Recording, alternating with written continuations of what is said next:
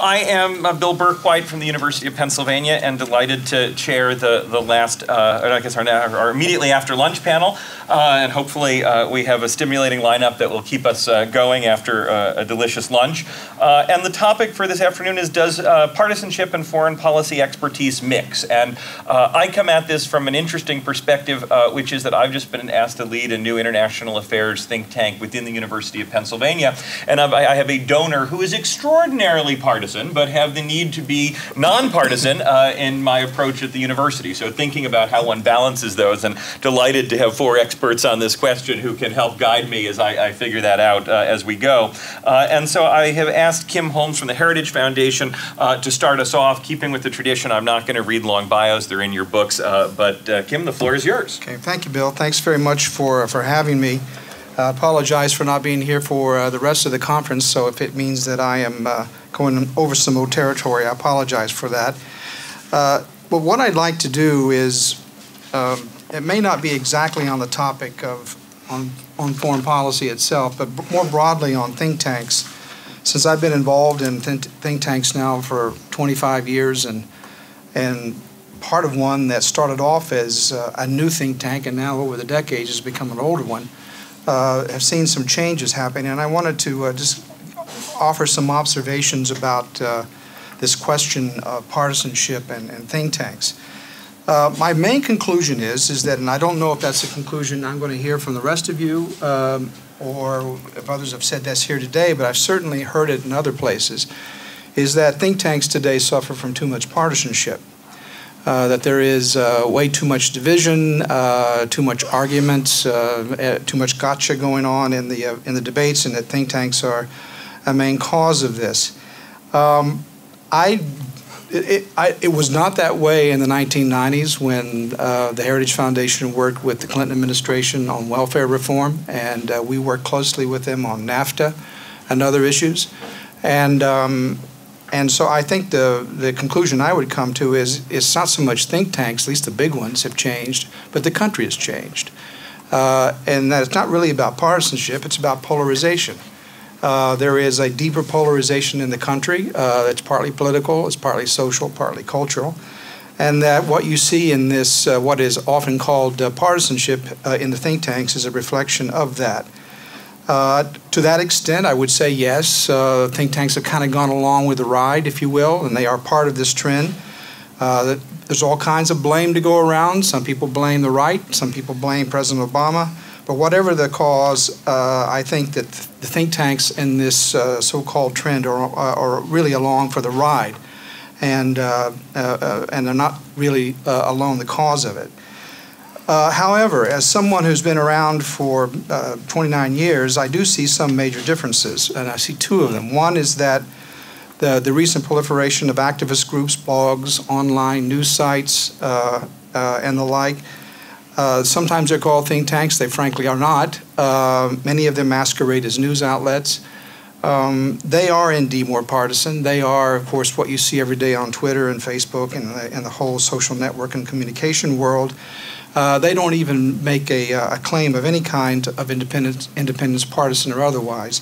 So I think that is definitely new. And secondly, and this affects all think tanks, there's huge pressures that are imposed on us by the blogosphere, by social networking and the like, for a need to sharpen our message. With the attention spans of the country and the policy world much shorter than they were some 20 years ago, many think tanks are trying to respond to this pressure, including my own, to try to find ways of getting into that flow of the debate that is not as staid and not as careful as it was some 20 years ago. So that is naturally, there are pressures there, but that's the pressure, once again, of what's happening in the country and in the world. Now, I cannot honestly say that I'm personally happy with all these changes. Some of them I welcome, some of them I do not.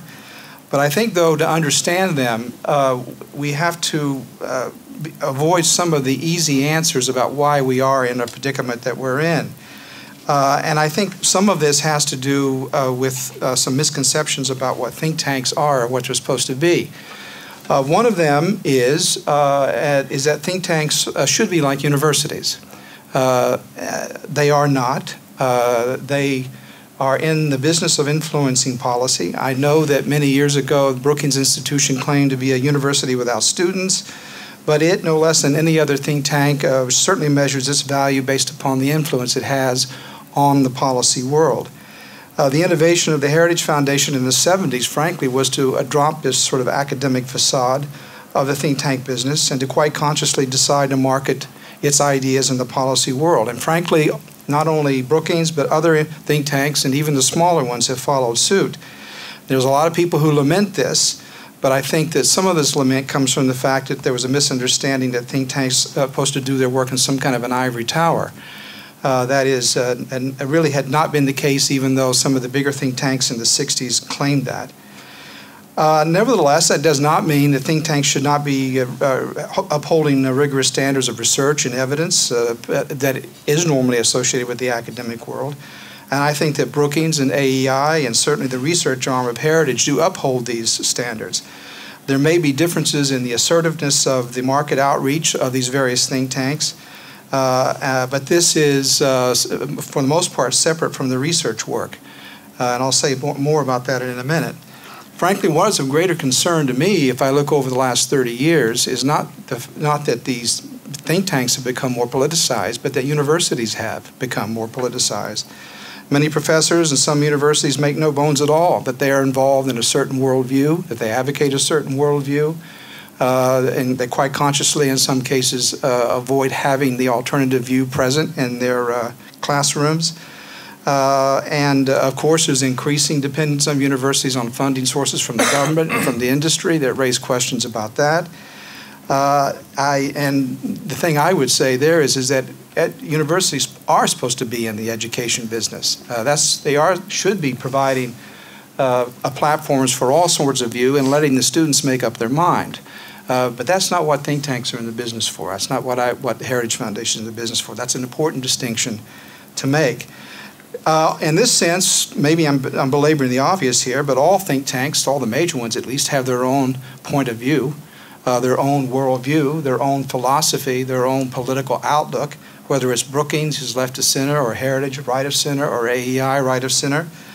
This is not shocking. It's been this way for many years.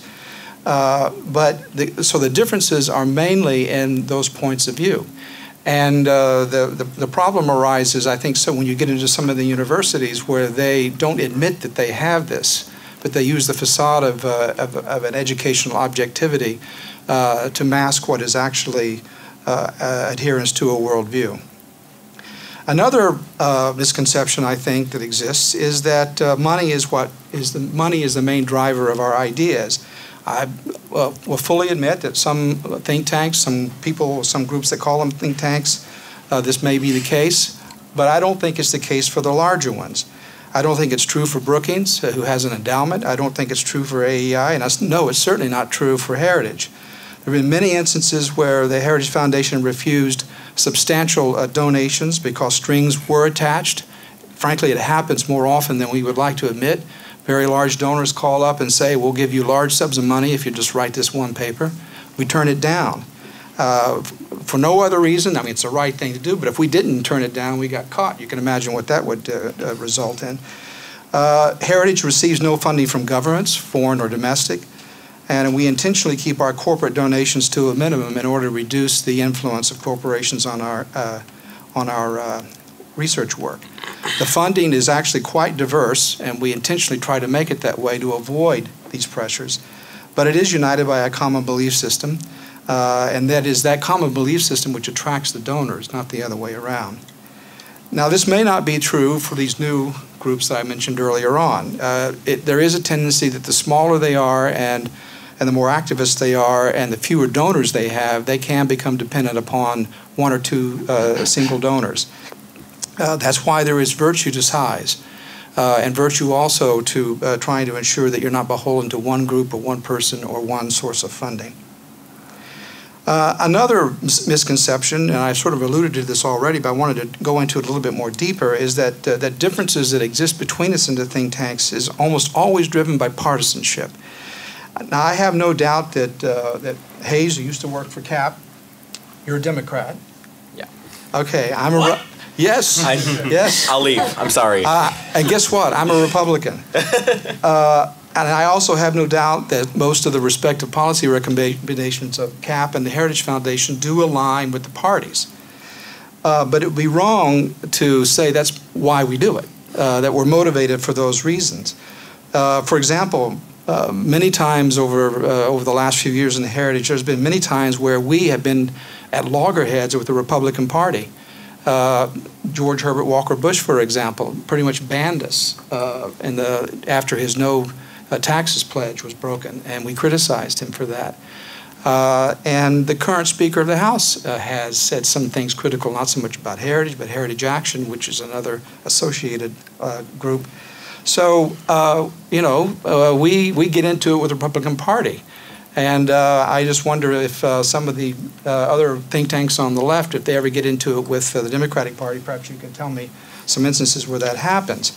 But all this really to say is that that really what motivates, I think, most people who gets in this business is they have a certain ideas and they want to see these ideas realized in policy, and that's why they get involved.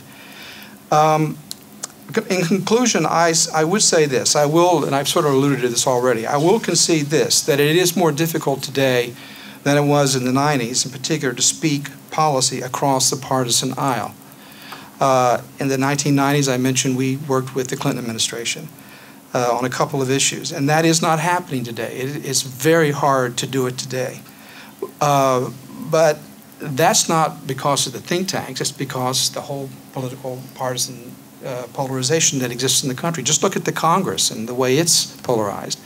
So once again, I think that what you're seeing here is that what the polarization that exists in the think tank world is just a reflection of what's going on in the country. Thanks very much, Kim. I'll now turn to Susan from RAND. So there's going to be, it's sort of appropriate, I'm sitting in the middle here, given what I'm going to be talking about. I need to sort of say who I am for just a minute. I'm Susan Marquis. I'm a vice president at RAND, overseeing our internal research, but more importantly, I'm the dean of the Party RAND Graduate School. So the message I have here, the perspective I have, the ideology that I'm about to profess really plays into that role as dean of the school as well, and what we pass on to the students. The question before this panel is, does partisanship and foreign policy mix? Well, it clearly mixes. It mixes it up, and it's in the debate, and of course it does. My remarks related to that question really they're going to reflect my experience. And with these remarks, I'm going to push back a little bit on Justin's comments, fair amount against Kim's comments, and perhaps on who we have over here, Hayes as well. So I may be pushing back on everybody in the room here. If this is an ideology, it's my perspectives, my beliefs, I feel this in my bones. I care very deeply about this set of questions. I'm going to do a little bit of my history because you can see where this comes from. I was raised professionally in the office of the Secretary of Defense. Most of the others who've served in the government who've been here today have been in political positions. I was raised a civil servant, and that influences my perspective as well. I think we were right above used car salesmen, but we're well-meaning, I promise. So I was raised in the Office of Secretary of Defense in Program Analysis and Evaluation, now CAPE. When I arrived there, the senior analyst handed me a copy of Edward Tufte's The Visual Display of Quantitative Information and Alan Enthoven's How Much is Enough. They told me to get reading, and from that point on, I was really steeped in this idea of objective, nonpartisan, rigorous policy and capability analysis. From David Chu, some of you may know, I learned to provide secretaries of defense with the issue, the analysis, the alternatives, and a recommendation based on the best available knowledge. From my colleagues, I learned that the secretary may not always accept my recommendation, and there's great frustration with that. But it was our job to provide the secretary with relevant information and a set of alternatives that made clear the implications of each and the positions of the stakeholders. I also learned that the secretary counted on our thoroughness, objectivity, and creativity in developing new alternatives. and the highest quality of our analysis given the time and the information available. To violate that trust with weak research and analysis, with advocacy rather than objectivity, meant you were no longer going to be asked to tackle the hardest and most contentious issues. As I became more senior, I continued in the Office of Secretary of Defense. I moved over to the Navy. The set of relevant information for any significant decision broadened to include the political positions of members of Congress, other departments, external organizations. But even though we brought politics into the decision mix, the need for a foundation of thorough, objective, and rigorous analysis supported by data and evidence whenever possible was paramount. This is where the policymakers had to start if they were to make sound decisions. Time and again, we've seen the tragedy of decisions that began with a particular ideology or belief and then sought evidence to support and make their case. Whether as a client, an advisory board member, or now as the dean of the graduate school and a vice president, I've long known RAND to share this same set of values. This is not entirely surprising, since systems analysis grew in the Pentagon first saw life at RAND. RAND is often referred to as a think tank, and even as the original think tank. It tends to be the type of organization that others outside the Beltway perhaps think of what we mean by think tank. But we've moved away from that term because of the development over the years of organizations regarded as think tanks that have taken a determinedly different approach. These organizations, many of who are part of this group today, operate by taking a political positions on issues of public policy, and they are established specifically because of an ideology or political perspective. And while they do conduct research and analysis, they do so with an eye towards fortifying a position. Rather than the traditional idea of an independent, objective think tank, these organizations are perhaps better described as conducting advocacy research. The question might arise, why shouldn't research and analysis organizations take a political position? Politics is significantly about beliefs and values. Politics is about worldviews and approaches to governance. Organizations such as those with us today are simply taking political positions and arguing for them, using research to support their beliefs. They've thrown themselves into the political debate, and surely that's the American way. I think there's several problems with how the think tank world has evolved. The first was raised by our first panel. Policy must take politics into account, but policy is not necessarily politics. The second is a problem identified in different ways by Steve Walt and Justin Logan. The idea, they made a convincing case that the partisan think tanks have not constrained the foreign policy debate because there's no longer debate. There are only positions, taken hard and early, leaving no room for listening or learning or even persuasion. The third concern, and the one I'll focus on for this discussion, is the rise and dominance of think tanks that take strongly partisan advocacy positions, producing research designed to support the positions. As you might guess, at RAND we don't see this as the right starting point for sound policymaking, much less trying to solve important and often really difficult problems. Problems such as the long-term implications of the surge in extremist nationalist political groups in Europe or the effect of climate change on global security and stability are complicated and persistent problems. They affect broad swaths of humanity. They must be approached holistically without the narrowing necessary for special interests. These are problems that take focused attention to understand what has happened and what could happen, to determine what we are actually trying to measure and how we might do so that the nation, the world's leaders can make sound judgments about bold ideas. We need to discover the connections and connectivity between and around these issues. We need intellect and resources applied to understanding and finding solutions, not just tearing apart alternative positions. Earlier in RAND's history, it was not uncommon for those debating an issue to have a shared view of the facts. The common understanding that often came as a result of a high-quality, objective analysis, often coming from RAND. RAND's President Michael Rich tells of a time when Congressman Julian Dixon, a liberal Democrat, would visit RAND along with his House Appropriations Committee colleague, Congressman Jerry Lewis, a Republican. The two congressmen would come together to gain a better understanding of the facts and the issues. Their interpretations were often different, but they could debate the issue with a mutual respect for each other's views. With the proliferation of ideologically based think tanks, this pursuit of common understanding is rare today. Each side has their own research teams to find the facts and evidence that supports often predetermined positions, a position that seems to result as much from who is in the White House as it does with any thoughtful understanding of reality. The increasingly partisan nature, the increasingly polarized nature of public discourse and position-taking in America leaves little room for actual policymaking. The challenges we are facing in the world today call for us to be at our best, to appreciate and attempt to understand the very real consequences of the nearly overwhelming challenges facing the world and its people. Assuring the rise of China in the world as a peaceful one, or the security of nuclear weapons and the prevention of such groups as the Islamic State or Al-Qaeda from obtaining them, or tackling economic inequality, or the devastating effects of modern plagues in a highly interconnected world. These problems deserve the respect of serious efforts at understanding and thoughtful consideration of alternative positions.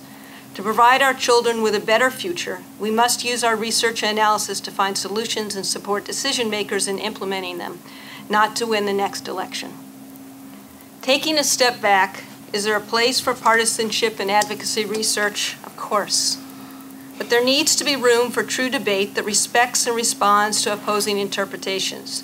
And we need to protect the space for research and analysis that is without side, and is instead about understanding complex problems with a grounding in agreed upon facts and evidence. Rand's greatest achievements and contributions are not a particular study or recommendation, but rather the fact that we've been able to analyze the most sensitive issues of the day, call the shots as we see them, and in the end have not been labeled either liberal or conservative, left-leaning or right-leaning, Republican or Democrat. We have delighted and infuriated decision makers, their staffs, advocates, and the public by being true to our core belief that rigorous, objective, nonpartisan analysis makes for the best policy. Thank you, Susan, and thank you for reminding us that there may be a third path that isn't purely partisan on either side. With that, I think I can say I'll take a turn to the left to Hayes Brown, who I guess now is at BuzzFeed and prior to that at CAP. First of all, thank you for moderating this. I'd like to thank Dan Dresner for inviting me to this and putting me in the panel after lunch, so if I say anything too off the wall, everyone will be asleep anyway. So I'm coming at this from a pretty different point of view than most of the people who are my fellow panelists here. I come from CAP, but I was on the C4 side of things. I was on the advocacy side of things, and I worked closely with the C3 side, but that wasn't my main day-to-day focus. I was working for Think Progress, which is the news site that is housed inside of CAP. I reported on international affairs and was an editor of the World section, and like you said, I'm now at BuzzFeed. I'm also a lot younger, I think, than a lot of the people who are my fellow panelists. I'm sorry, hey, I'm going to put that out there. I skew closer to a lot of the students who are watching this are at the Fletcher School, and I never really knew anything before Heritage. So when I started becoming of an age where think tanks were a thing that I cared about, that was never really strange to me that Heritage had the sort of model that it did. So that being said, broadly speaking, we're asked the question, does partisanship and foreign policy mix? And I doubt it's surprising when people say that I will say yes, they do. But it's a lot like working with a set of very reactive chemicals. They can work together, but only in the right combinations and in the right order, and anything else can blow up in your face. The sort of questions that we've been asked, why have recently created think tanks been more partisan orientation? I mean, we could take either sort of an idealistic version or a cynical version of history in that way. Idealistically, because there was a need for them. For example, the Center for American Progress, part of its founding legend is that John Podesta, after serving time in the Clinton White House and during the Bush administration, saw that there was not really a one-stop shop for progressive ideas, which say more left-of-center ideas, in the DC think space, and he founded the Center for American Progress to correct that. More cynical version is that's because that's where the money and the opportunity is, and that's what people have been more willing to fund these days and what people are excited about. It's no surprise that, I mean, Heritage Action has a lot of people who are willing to donate to it because they see it as being something that can and probably does work out for the people who are advocating the policies that they like. So are nonpartisan think tanks an oxymoron today, though?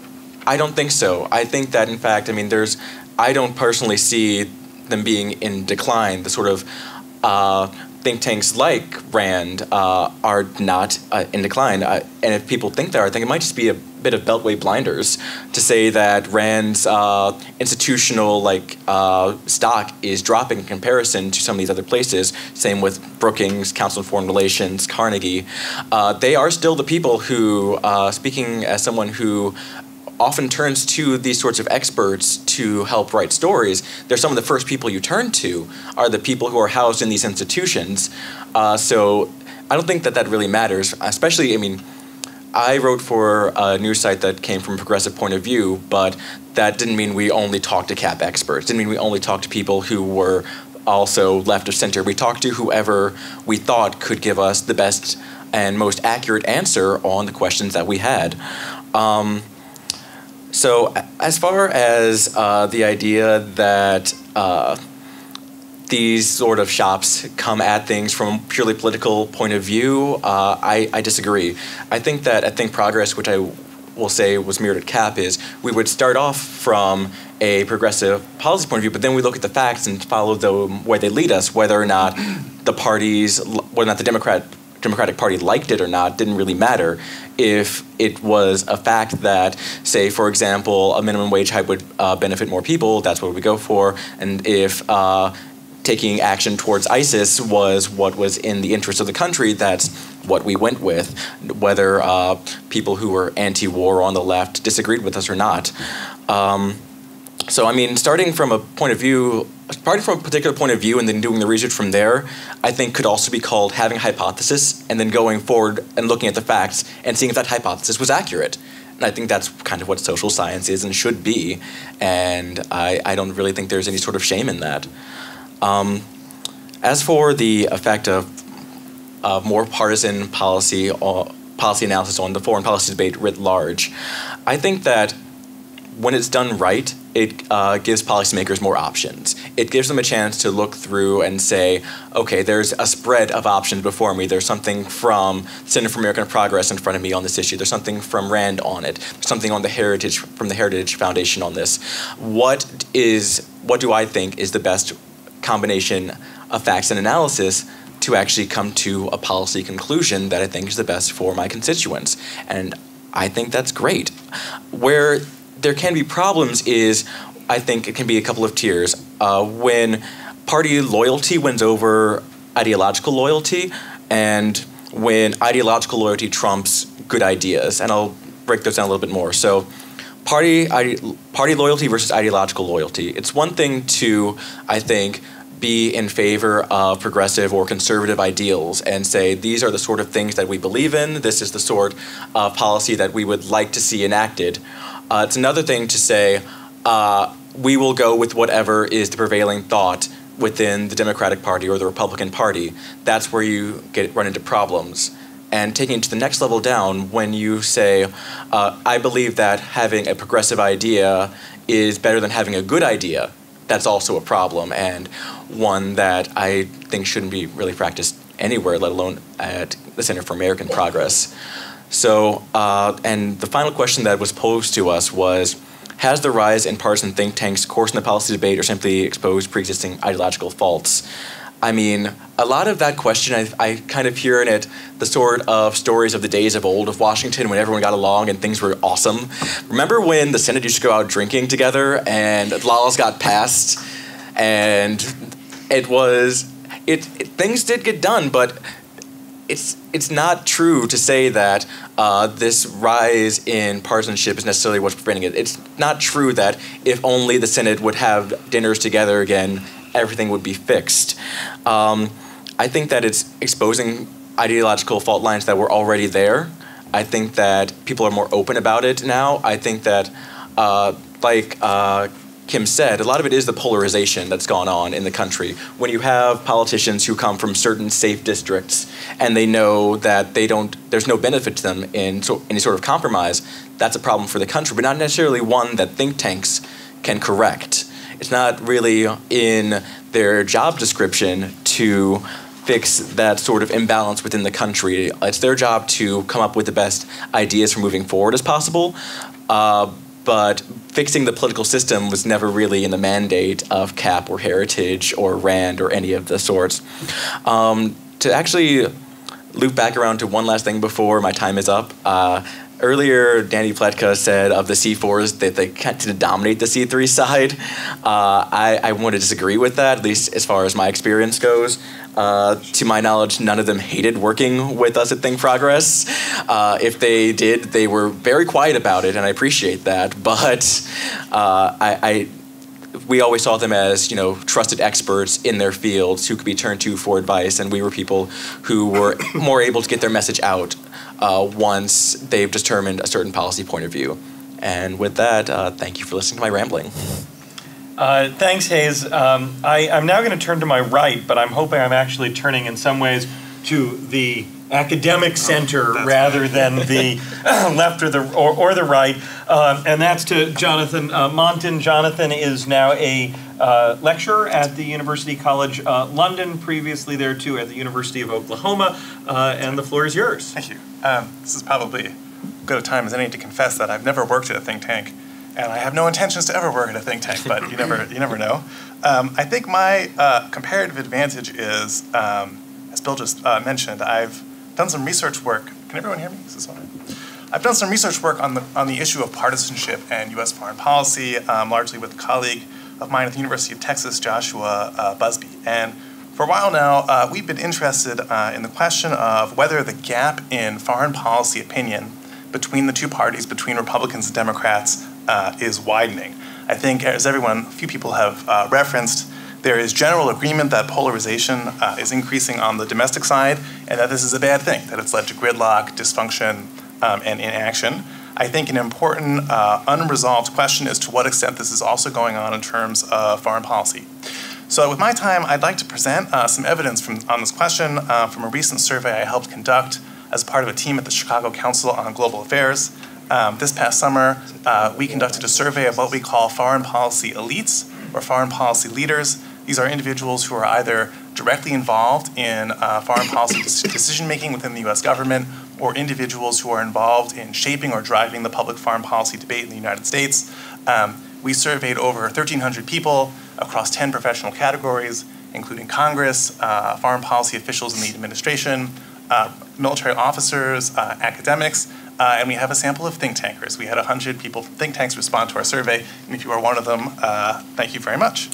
I think that this is a really a unique survey. I think we've got a lot of public opinion polling of foreign policy attitudes in the general public.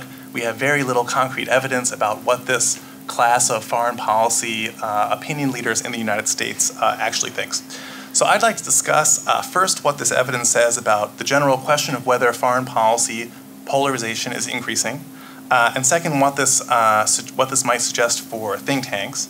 And hopefully this will place the firsthand experiences of some of the other panelists in a more general, bigger picture. Okay, so I think we found three highly preliminary things about partisan differences amongst foreign policy elites. Some of these things might be more surprising to you than others. The first thing is that there is still bipartisan agreement on a number of core issues of international engagement. There are still large majorities in both parties that favor playing an active role in world affairs. There are large majorities in both parties that agree that it's important for the United States to exercise a global leadership role. Everyone thinks that the United States should defend key allies like Japan, South Korea, and NATO countries. Everyone is in favor of globalization and free trade. Probably none of that is surprising to you in any way. Second thing, which I think is a little more interesting, is that there is evidence of deepening partisan polarization over what precise form U.S. international engagement should take. There are large partisan differences over the question of defense spending, whether defense spending should be expanded.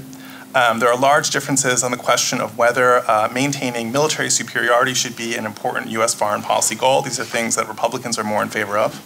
There are large partisan differences on questions relating to possible uses of force.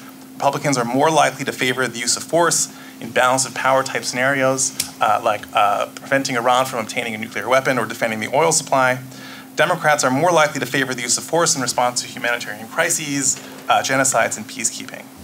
There are big differences on multilateralism, on the question of multilateralism.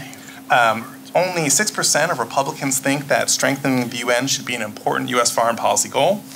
Republicans are increasingly opposed to signing new international treaties such as the International Criminal Court. Democrats are increasingly in favor. One thing that surprised me was on the question of climate and climate change. I think we all have a sense of that this is sort of a difference, but I was surprised by to just what extent the difference is.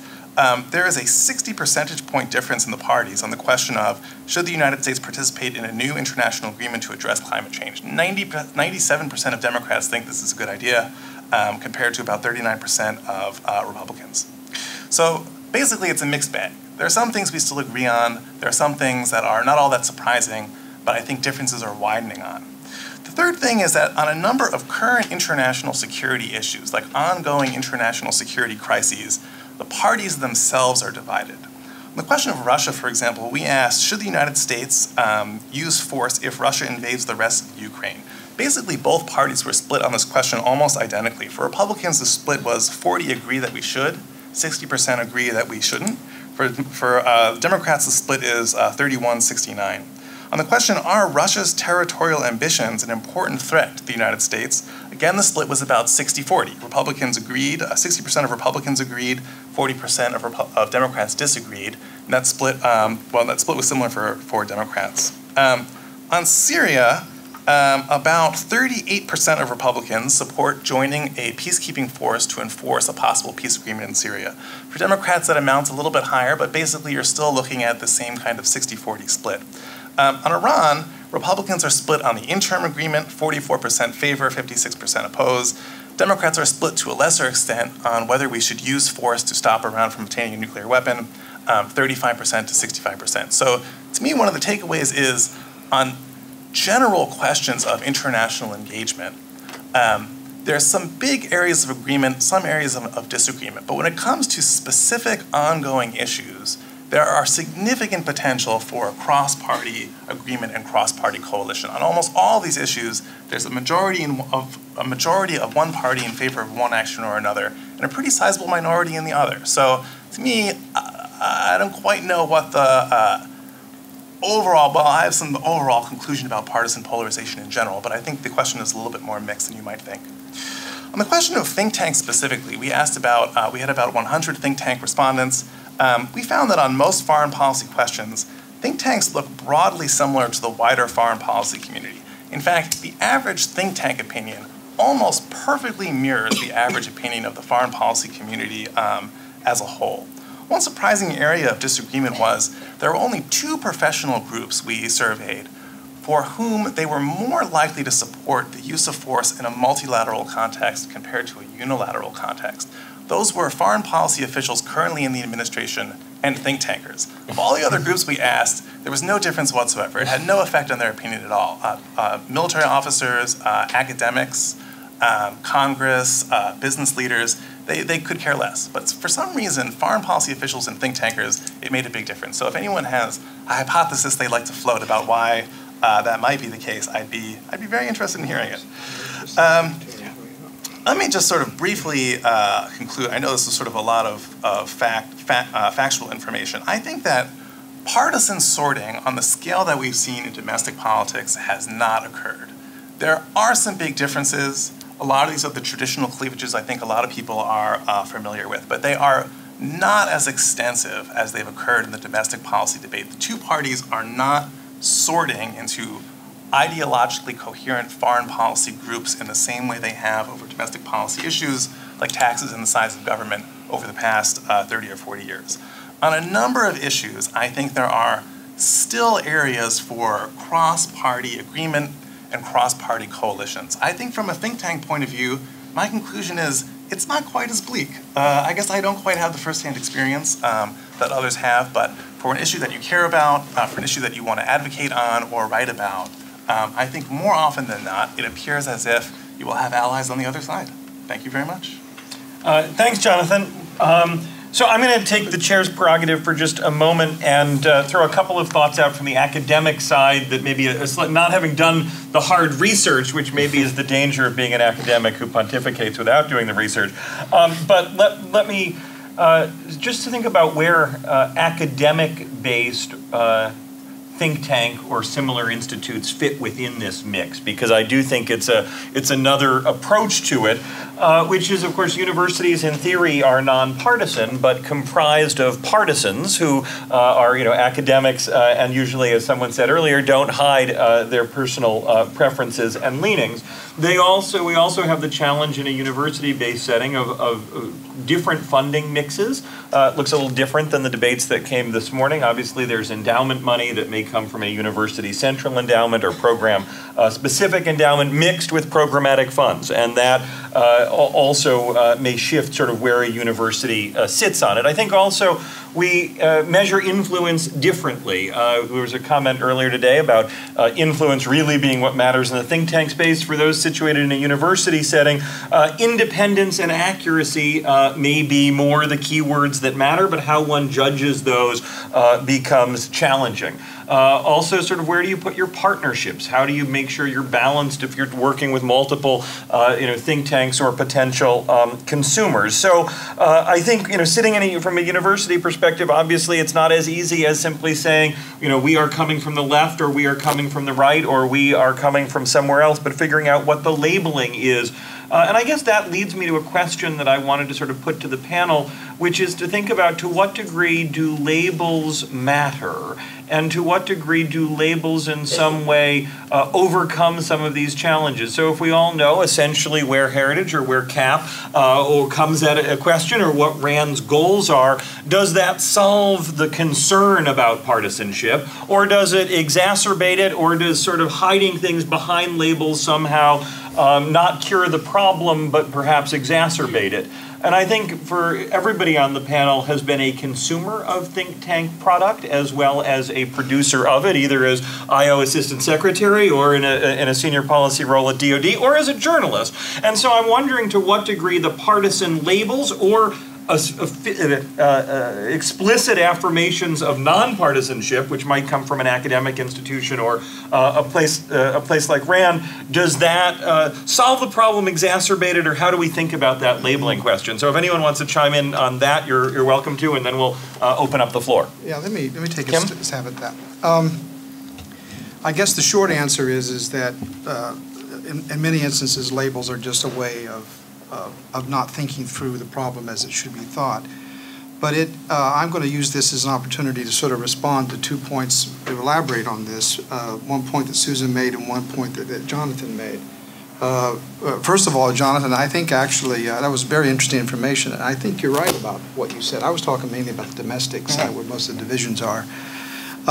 And I did a series of articles for foreign policy a few months back called A New Look, looking at the fact that there was significant disappointment with the foreign policy strategy of this administration on both the left and the right, and I analyzed what was causing that, and it turns out that in many areas, the old sort of Cold War or post-Cold War foreign policy establishment that was bipartisan is still there, particularly among the elites.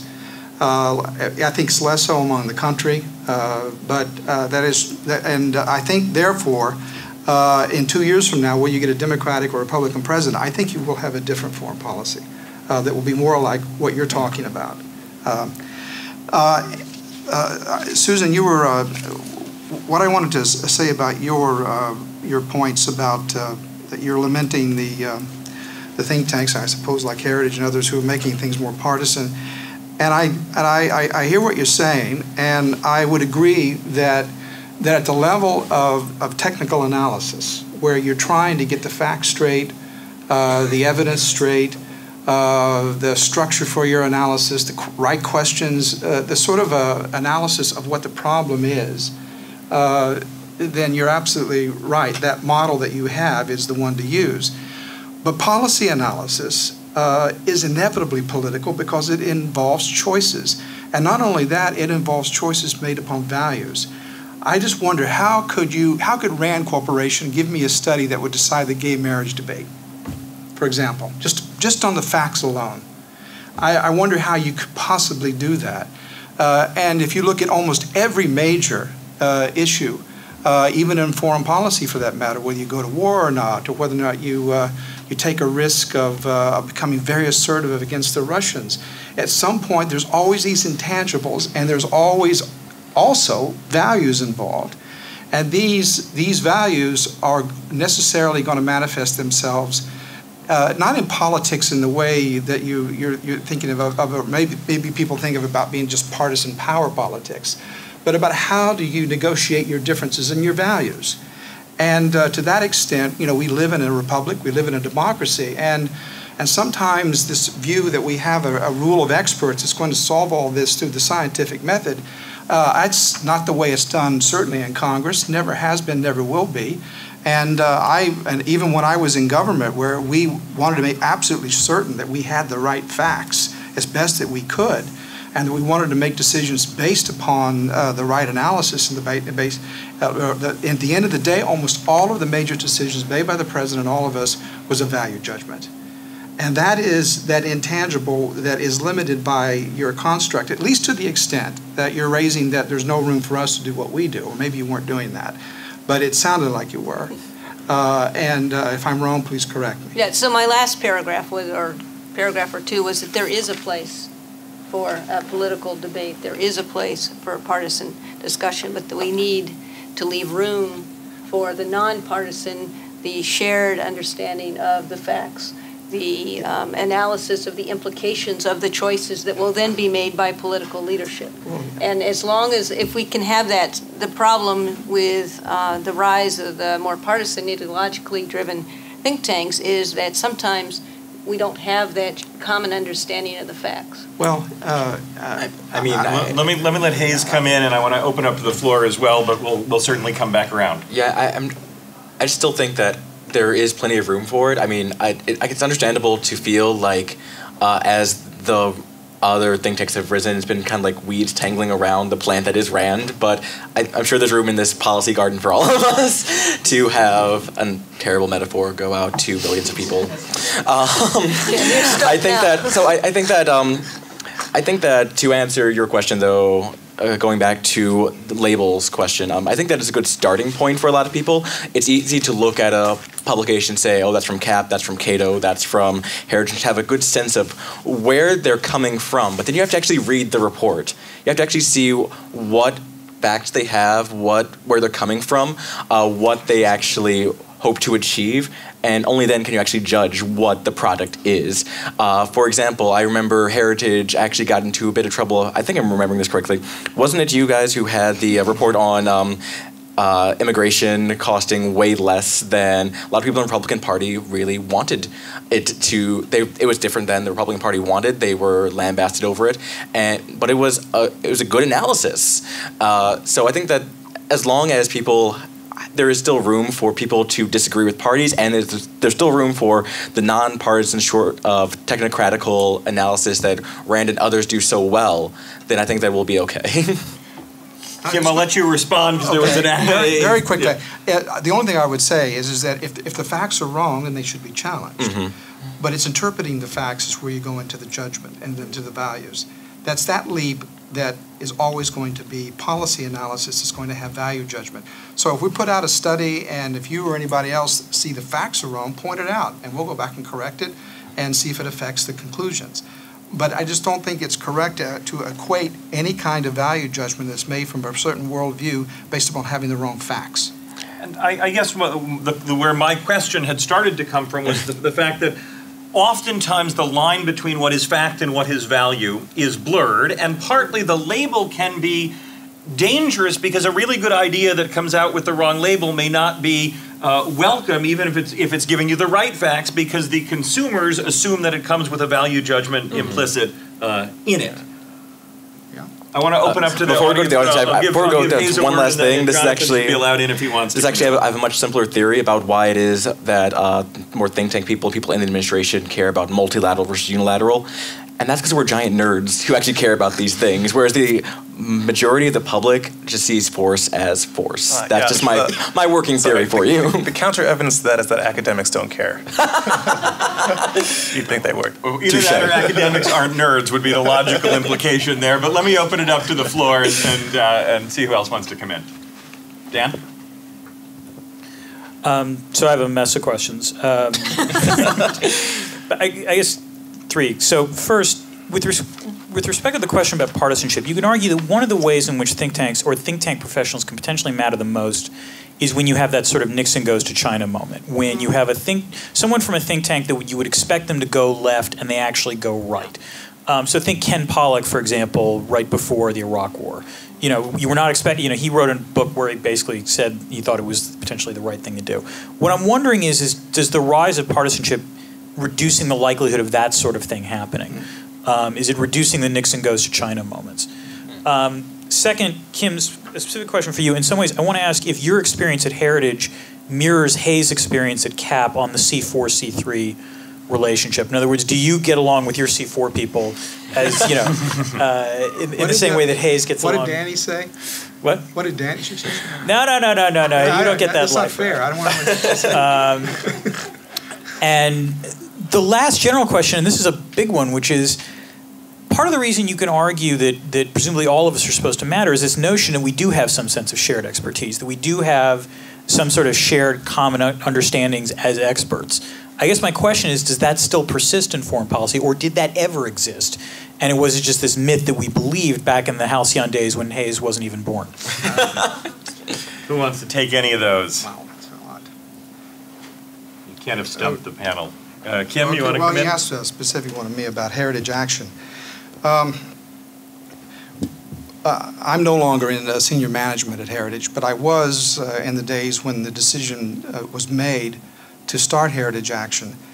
And the original discussions occurred as a result of the changes in the law. In 2007, there was a much more stringent restriction on what C4s could do in interacting with members of Congress and their staff. And there had been sort of an easy going back and forth over the years between staff and congressional staff and members.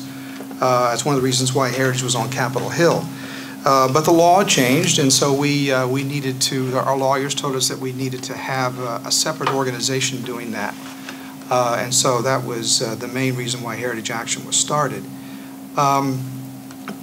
Since then, the current president, Jim DeMint, has gone out of his way to make sure that the research arm of Heritage is insulated from any kind of pressures from any place. And so Heritage Action is a separate organization, has its own board of directors. It makes its own decisions. It's a C5, like Think Progress was, right? No, Think Progress is part of CAP Action, which is a C4. Oh, okay. Well, but so it was spun off for that reason. And I personally have never had anybody from Heritage Action ever tell me what to say or do. Okay, to jump more broadly into the questions that Dan asked. As far as the Nixon goes to China sort of moment, I don't see that as being reduced. I think that, if anything, it lends a bit more impact to when the moments do happen. Like, they stick in your mind a little bit more than they would otherwise. Like, I don't do immigration policy, but I still remember the Heritage report on immigration costs. So I think that with the rise of partisanship, it might make it a bit less likely for it to occur, but when it does happen, it's much more noticeable, and has much more of an impact to go against the grain in that way.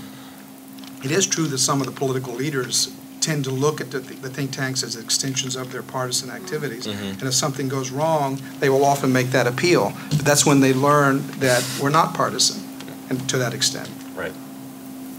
What about the sense of shared experience that Dan asked about? Do we feel a collective identity as think tankers or thinkers or whatever one might call them, or do those partisan divides separate us so fundamentally that there's not much core left? Or where do you, Susan, as somebody who's in the middle, where do you see yourself as part of a common community, or? RAND is such a different model than any of the other organizations we're talking about here. We're nonpartisan, but we are funded nearly entirely through government contracts. They may be grants, NIH grants, National Science Foundation grants, but we just have a very different approach. We do publish everything that we work on. The classified material is summarized in an unclassified version, so we do publish everything. We are deliberately not advocates, certainly for a partisan position. I think we need to be much stronger, and this, Kim, gets a little bit to your point. Where Rand can be hesitant, and I think it's a weakness on our part, is to stay too far in the technocrat side, too much on doing evaluations and not looking forward enough and make recommendations based on our expertise. And we have been really pushing to try and get better at that because making the argument for what we think is a good potential solution is the right thing for us to do. It's not right for us to always just sit back, write the report, do the study, and put it on the shelf, hope someone actually checks it out at some point, which they don't. So I think we could learn a little bit from or we could learn something from the more ideologically oriented think tanks, and that's to go out and argue for what we think is right, when we think there's a solution out there that makes real sense and that for us is based on the analysis. So I'm not sure I answered that exactly, but I don't mean, I sound a little bit like Rand is up on this high holy hill, and I get that. And some days we are. But it's fair. Do we have an ideology? The ideology is we are fanatic about objective, nonpartisan analysis. We are very strong in evidence-based. We're very empirical analysis. That's what we do. We need to do more to actually push for policy solutions that we believe make sense. And not in a partisan sense, but literally based on the evidence we collect. So I'll take one quick stab at answering Dan's question on that. As somebody who's got one foot in the policy world and put a primary home in the academic world, it feels to me like there are separate communities, and I just think of where does one get invitations to? You're either getting invitations to one set of events on one set of organizations or to the other, and there's not that much crossover. And one thing I think academe can do is be a place like, as Dan has done in organizing this conference, brings those two communities together. Did you have was that a hand or a wave or a finger or some combination thereof?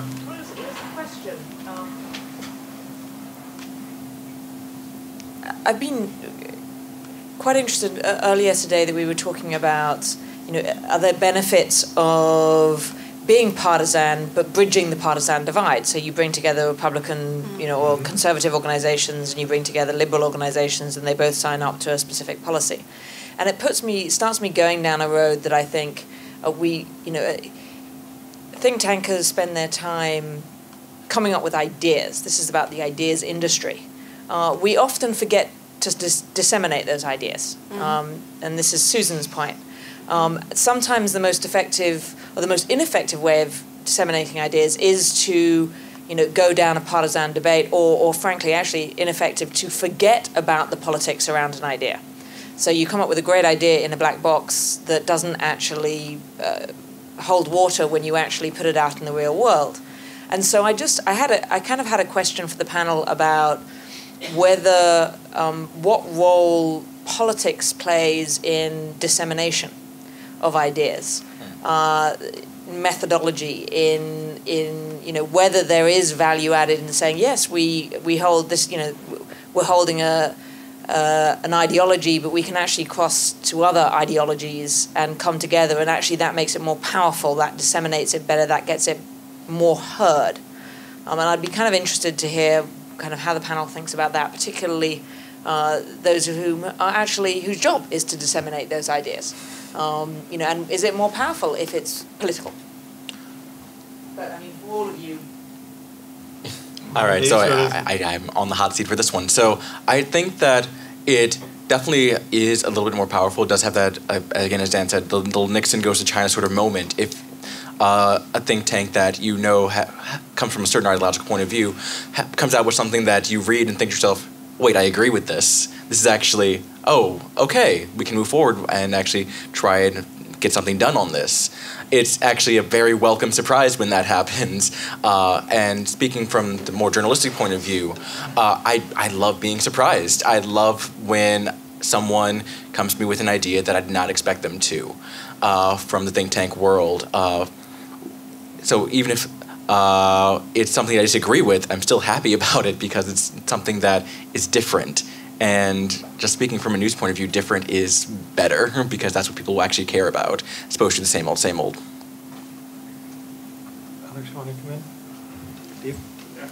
First of all, I think we've missed the possibility of blaming any negative trends in the think tank world on Hayes. He's the young one here. And everything was great until he was around, and it's all deteriorated since then. Sorry, Hayes. I get that every day. It's fine. Correlation does not imply causality. There have been a number of people who've spoken today about the role that think tanks play in public education, trying to educate the public more broadly. And I guess I would like anyone who wants to comment on the relative balance of trying to shape public opinion, which is what Jonathan spoke about, and trying to shape elite opinion. Now, what RAND does tends to be more providing expert, nonpartisan advice to people in positions of authority. Well, except we actually view the public as one of our primary constituents. Well, I'll just leave it open. Sort of as you think about the role of different think tanks, how much of it is really trying to get into the heads of a responsible policymaker or a key legislator, sort of inside the beltway politics, and how much of it is trying to shape broader public opinion on whatever set of foreign policy issues? So I'm going to jump in because we have three constituents that we pay attention to. The first is, I mentioned, we are primarily client-sponsored research. We do have an internally funded research program, which is why I oversee, but 95% of our work is client-sponsored. So that's our first audience, responding to the client's question, giving them the information, and making a set of recommendations. The second audience are the decision makers. So we spend a lot of time on Capitol Hill. We do lots of briefings there, almost always for bipartisan groups. So if we're briefing Republicans, if we're not doing it together, we're making sure we're briefing both sides, and we always do that. We do inform political candidates, and we do the same thing. If we brief a Democrat candidate, we also brief the Republican candidate. But the third constituent for us is the broader public. We view the education piece is quite a serious part of our mission. It has to do with our particular status, why we were founded, and we do lots and lots of outreach. Everything RAND does is available on our website. You can download it for free. Where do we get the students? We often get students because they were in a course and they used a RAND report as part of that course. Or where do we do lots of outreach. People use RAND as sort of the research of record fairly often. Yeah, a little bit about the history. Heritage was formed in the early 70s for two reasons. The first one's rather obvious because they wanted an outlet for conservative views, just like you said that you thought it was missing. That's the way we thought it was missing in the 70s. But the other reason, which is perhaps less known, is that it was to change the way information was disseminated to policymakers and people of influence. There's a story told that a very large book written about an issue that was coming before Congress by another think tank, I won't mention the name of it, was published, and it came out, was published literally weeks after the Congress voted on the issue. And the current leader of that think tank was asked, well, why did you publish it after the decision was made? If you published it before, it may have had some influence on the outcome. And the answer was, well, we did not want to do that because that may be perceived as somehow interfering with the political process. Almost sounds quaint by today's standards, but that's the way, that's why I mentioned in my opening remarks that it was this sort of academic facade that you get yourselves dirty if you try to get involved in the politics. But what it really came down to operationally was not so much the political nature of the analysis, but it was getting the shorter studies in the hands of policymakers and getting it to them when they needed it, when a vote was coming, when there was an issue before the president, and making sure that it was timely in that sense. And that's a model that I think has been followed by others. I don't think that's necessarily political, but you asked the question, what's the difference between, well, what's the relationship between politics and dissemination of information? That's how it worked with us. Because if you want to have impact or influence, you have to get your studies into the hands of people when they need it. Can I say one Sure. thing on Steve's question? One of the issues that we're trying to look at in the survey data is that because we gave very similar surveys to the general public and this sample of foreign policy elites at the same time, one of the questions we're interested in is how does elite opinion within each party compare to their own party bases? And one of the things I think we're seeing is that Republican elites are moving away, the Republican public is moving away from Republican elites. And the same thing is happening on the Democratic side. And in particular, it's because the Republic is becoming more in favor of retrenchment. There's like no other way to look at it. The public is, on a variety of indicators, more in favor of pulling back, and elite opinion, for the most part, hasn't changed. So I guess I can't really speak to the direct experience of trying of public outreach, but for the most part, I think there's a lot of evidence that elite opinion moves independently of it, and is driven by a debate within the elite community that is separate from what's going on within public opinion in a larger sense. Kim, So let me Kim and then Hayes. Well, just very quickly, I think really though that the public follows elite opinion or their leaders on foreign policy more so than they do in domestic. It's very sensitive to what their leaders tell them. There was that. Were you involved in that opinion poll that said that you mentioned retrenchment? That show that the American public is supposedly moving in this direction, and yet when you see a couple of beheadings happening by ISIS, they suddenly become very bellicose and sort of reacting the other way. So it's very dependent upon events, and it's depending often what their president is telling them. If the president has any credibility in the forum, they tend to look at the commander-in-chief. And so the current one is sort of channeling that view, and given the fact that there was a lot of disillusionment with the Iraq War and the like, it sort of made sense. But it got tested with ISIS. Hayes? Just to answer your question, a little bit difficult for me to say because, again, I was not producing the sort of policy reports or policy briefs that C3 side was producing. But I can say that despite the fact that Think Progress was on the C4 side, I'd say the vast majority of what we did, we labeled as education when we were figuring out how we fit into, how we're spending the revenue of the organization. Because we weren't advocating specifically for or against certain candidates or anything like that. We were just putting out journalistic facts to the people. And that's one of the things I like about journalism. I figure it's what a lot of people like about academia. It's a lot about learning as much as you can and then putting that out there to further educate the people who are reading your work. And so I think that from our point of view at least, we were more focused on the broad masses of people as opposed to the elites. But when the elites read our stuff, we were more than happy that they saw what we were producing. Caleb. Am I allowed to ask a question? It feels Fine like with me. Some rent-seeking behavior or something right here. If we don't answer, we don't get our reimbursements done. Fair right? enough. That's right. Use your leverage. That's right. This is what I've been learning here at the Fletcher School. So my question is for Professor Monten, and I was wondering, I really like the idea of testing this meme that there is increasing bipartisanship. But I was wondering what your response rate was like on your survey, and also you talked about wanting to measure a trend, but have you administered this multiple times, and if not, are you planning to, and do a time series analysis? That's all I have. Thanks. Excellent methodological Yeah, those question. are both excellent. Excellent methodological questions. Our response rate was varied and inconsistent. Excellent methodological answer. Our two most eager respondents were academics and retired military officers. We're the most frequent respondents. We're the most frequent, yeah. We had hundreds. We had hundreds respond. On the other end, we were really interested in getting a broader cross-section of professional groups out there that influence the foreign policy debate in this country, including business leaders, labor leaders, religious leaders, and others. And those people could not, we could not get them interested for anything.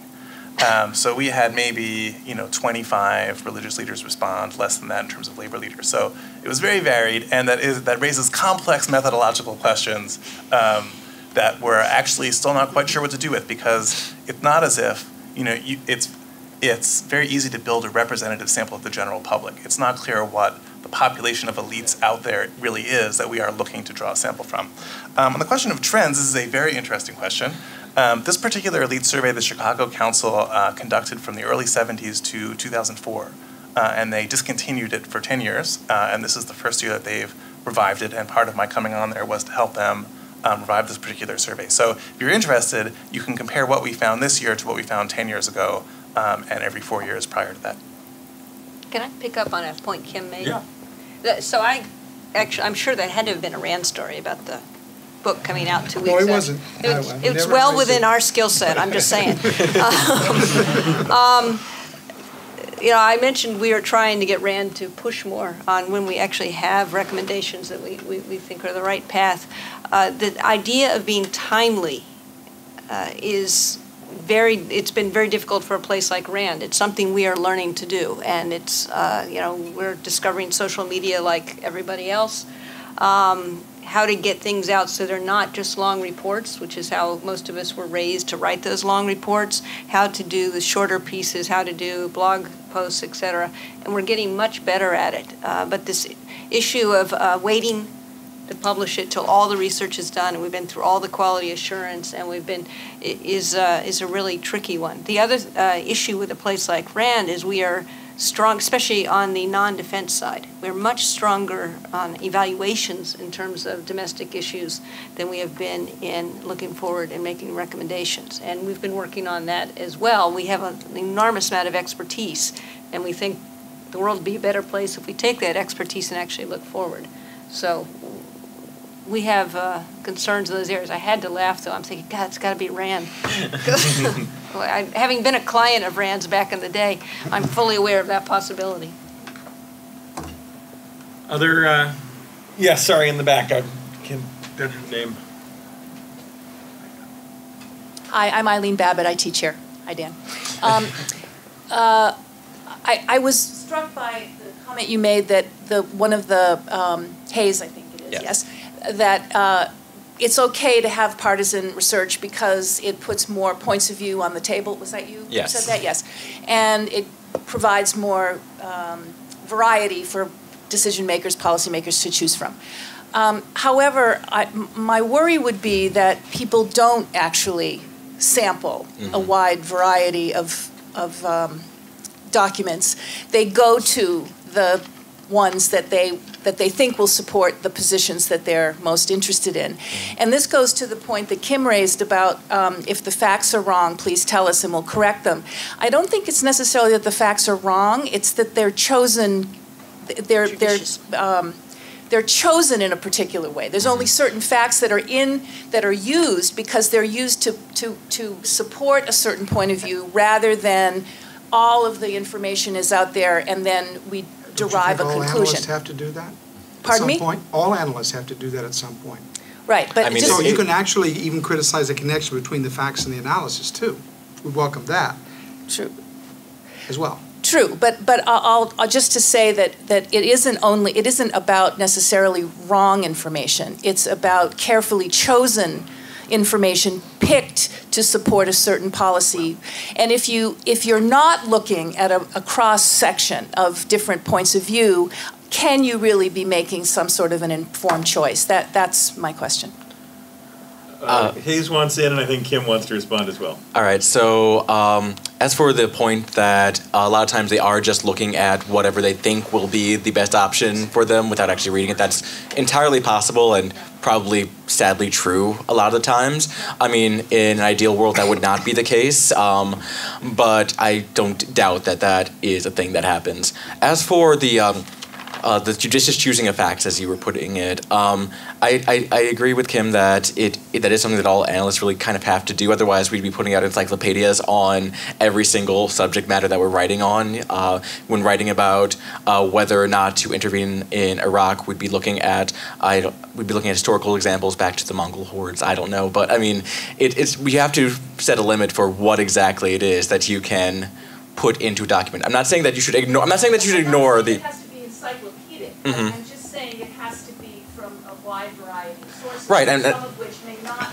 No, I agree, and one of the basic ideas of fair writing, in my opinion, is that you have to be able to, when someone says something that disagrees with you, you should be able to put at least a couple of lines in there saying that there are people who disagree with it, here are their arguments, and then be able to either refute them, and then be able to refute them. That's just good policy analysis. So if papers aren't doing that, then it's not good policy analysis, is my point of view on it. This is also in tension with the theme we heard earlier about the 146 characters, about as long as anyone will read. So how you balance the need to sample data with the need to present something that is readable to your audience. Kim, you wanted in. Justin, you have the next question after. Well, yeah, I mean, that is true. I mean, I will write sometimes a piece for Foreign Policy magazine, and I'll put it on my Twitter account, and everybody's responding to the title. Nobody ever reads it. Yeah. And they start arguing about the title, and sometimes I don't even choose the title.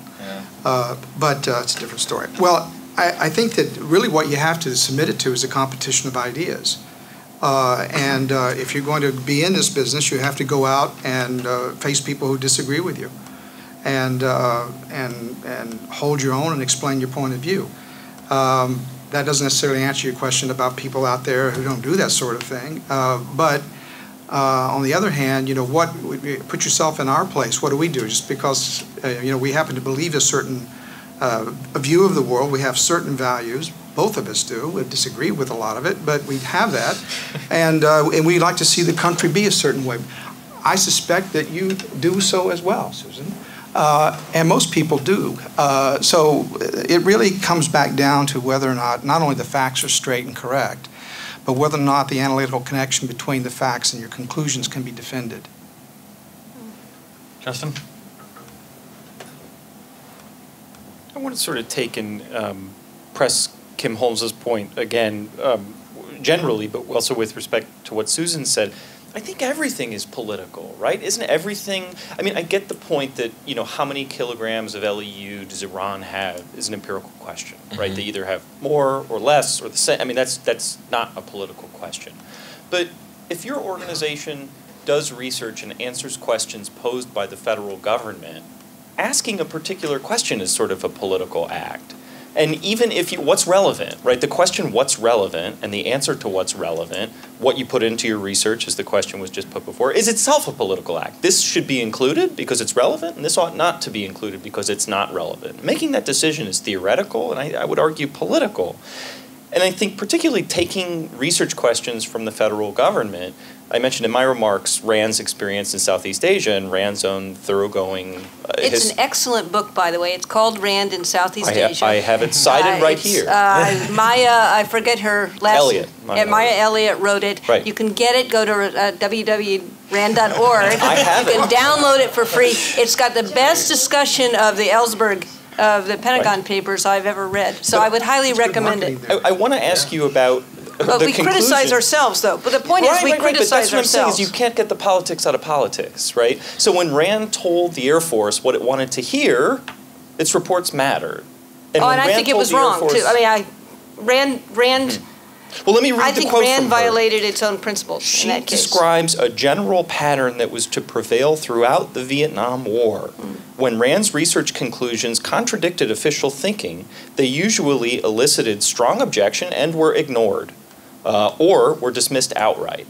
And so I think this idea that the sort of technocratic ideal can't work. Like, I get your point, again, about how many kilograms of LEU does Iran have, that we ought not to be, haranguing. So let me give you a about. counter example. So here's political, it gets to your gay marriage question. We actually, I don't think we've done anything on gay marriage.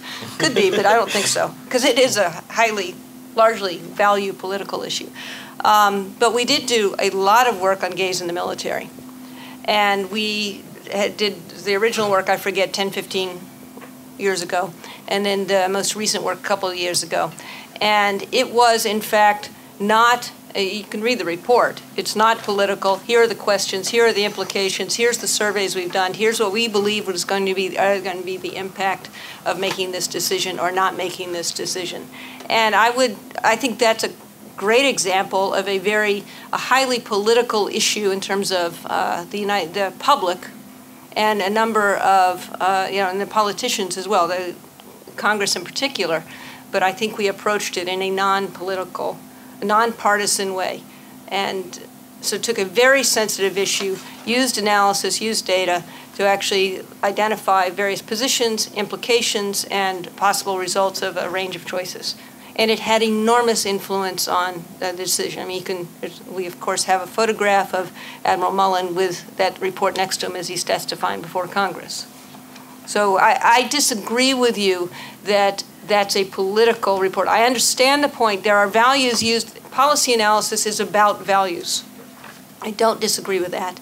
I mean, it's how you do it. The way you choose your questions, the way you frame your questions, the information you choose to include or not, those are value questions. But your values don't have to be partisan values. Your values can actually be values about the nature of analysis, the nature of how you collect data, et cetera. So I've got Dan, Ted, and Heather in 11 minutes, so maybe we want to take two at once and then throw it to the panel. I've already had my say, so let Ted have it first. Well, your last point actually was what I was going to say. So just to elaborate a little bit longer, it's more a comment than a question. But this discussion. I was wondering how long it would take for someone said that at this panel, at any of these panels. So thank you. Give you a break.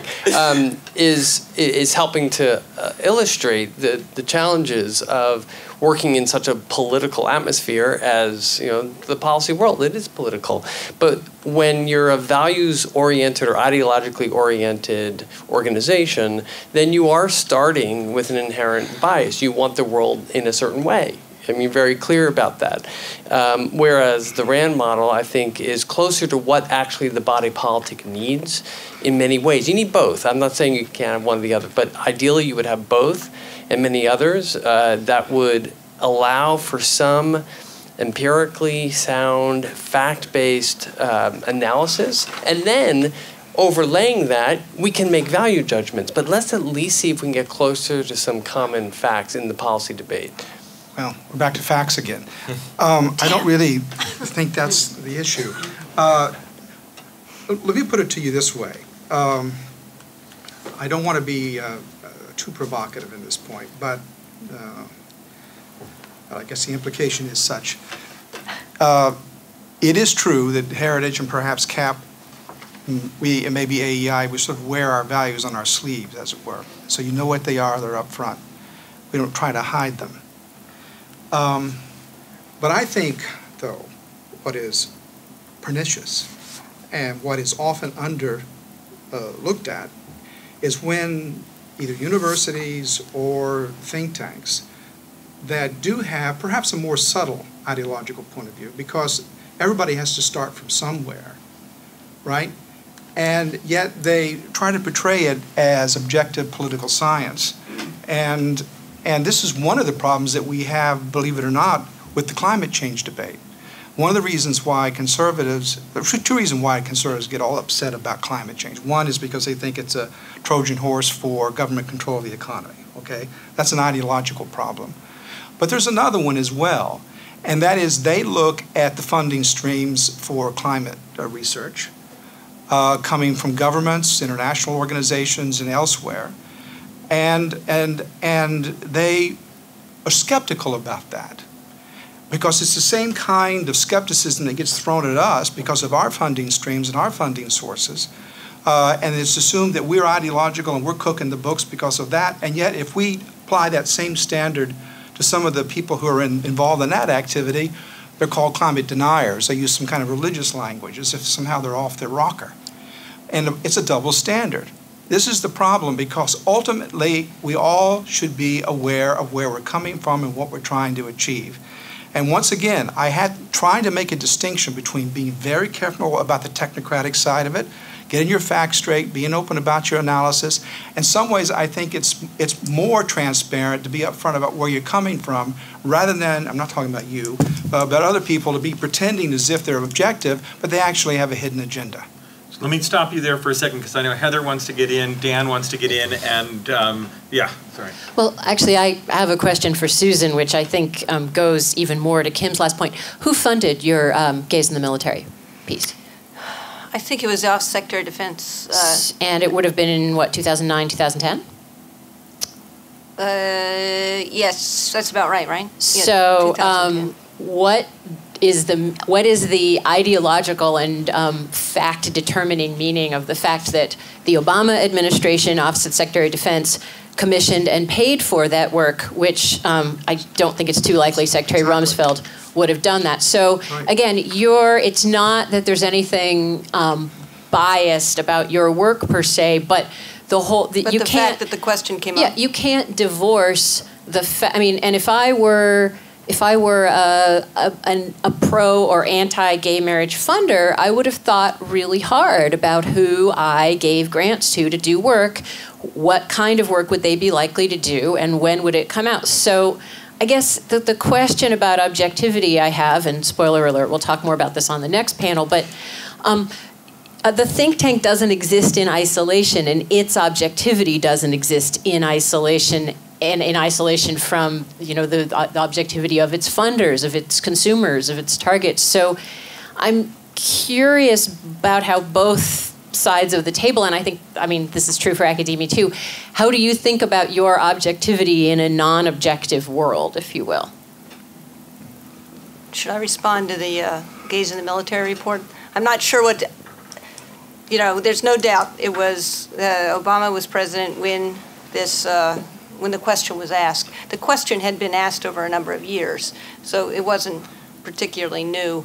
I will absolutely stand by the report and the objectivity of it. I take your point about who asked the question. There's not a whole lot I can do it, and the response to that question was objective. So my question, which I wasn't going to ask, but then Kim said a few things that made me want to, was about the relationship between think tanks and the academy. And in some ways, whether or not there's an asymmetry in terms of the think tanks that define themselves as nonpartisan versus the ones that do. So in some ways, to what extent are think tanks like RAND potentially more vulnerable to criticism from scholars if they take a look at your work and think, wait a minute, we have issues with the way you've done this? Or in other words, do you care about various audiences?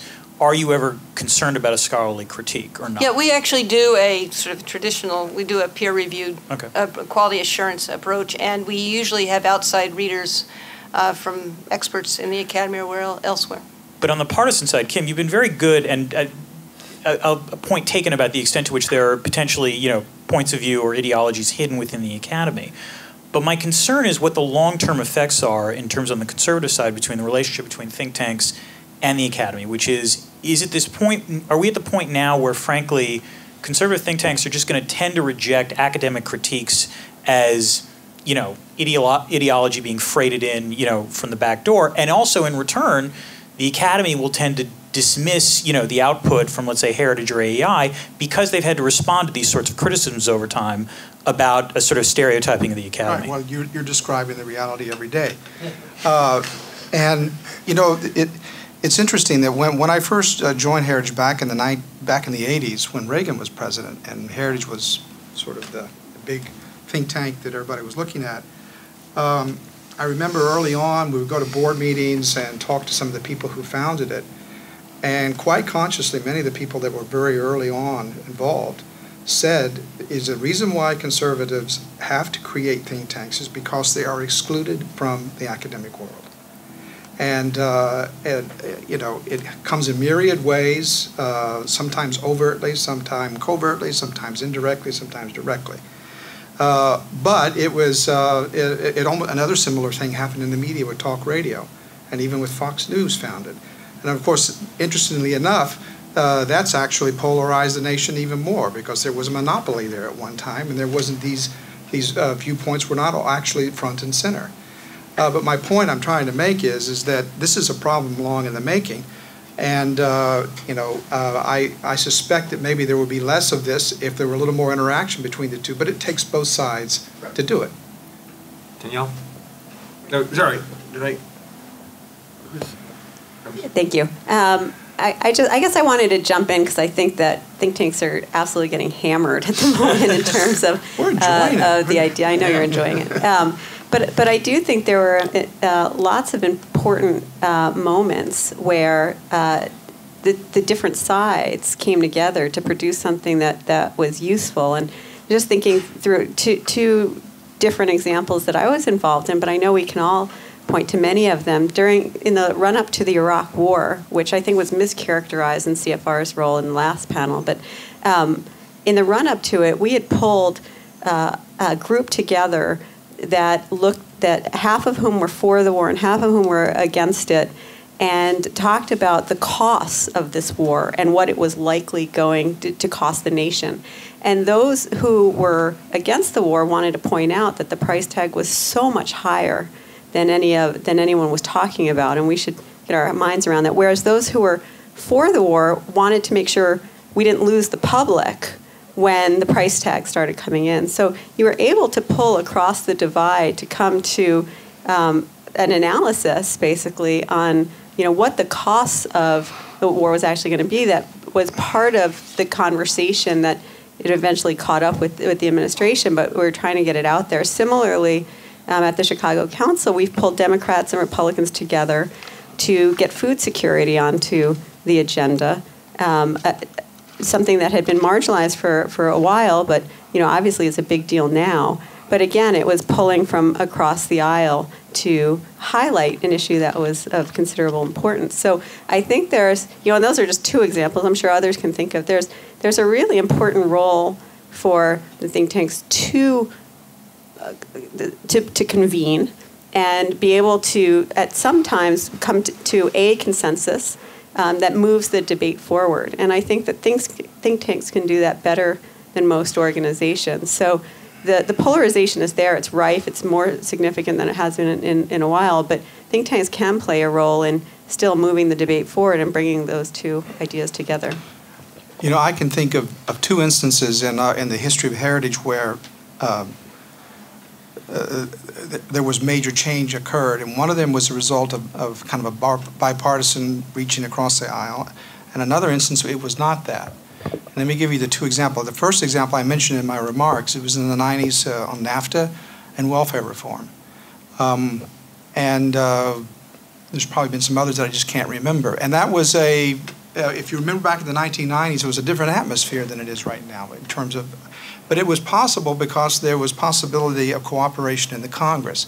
And so we were supplying the ideas about where that could happen. We couldn't make it happen. If it wasn't there, we couldn't overdo the divide like that exists right now. But if there was an opportunity for it, we could provide it, and we did it. And we did it, I think, being honest to our views of supporting free trade and welfare reform. But the other instance where it wasn't bipartisan came in the end of the 70s, with the collapse, frankly, of Jimmy Carter's foreign policy and the election of Ronald Reagan. The first few years, 1 or 2 years, the Reagan administration, when heritage was really influential, particularly in foreign policy, I worked on the very first briefing book that Ronald Reagan used in his, when I was just a young analyst, used in his first meeting with Gorbachev. So it was mainly because we had people on the inside getting our stuff into the president. Well, that wasn't, it became bipartisan, but that's not where it was in the 70s because there was a shift in opinion. And so it was an opportunity, if you will, for us to move in and take advantage of that, and the country wanted it. Does it make any difference at that point whether it was bipartisan or not? Because it became bipartisan. So it depends on the times. So I need to cut off there because it is, we're standing between you and coffee, but I want to thank the panelists very much for a lively discussion. Thanks. Oh.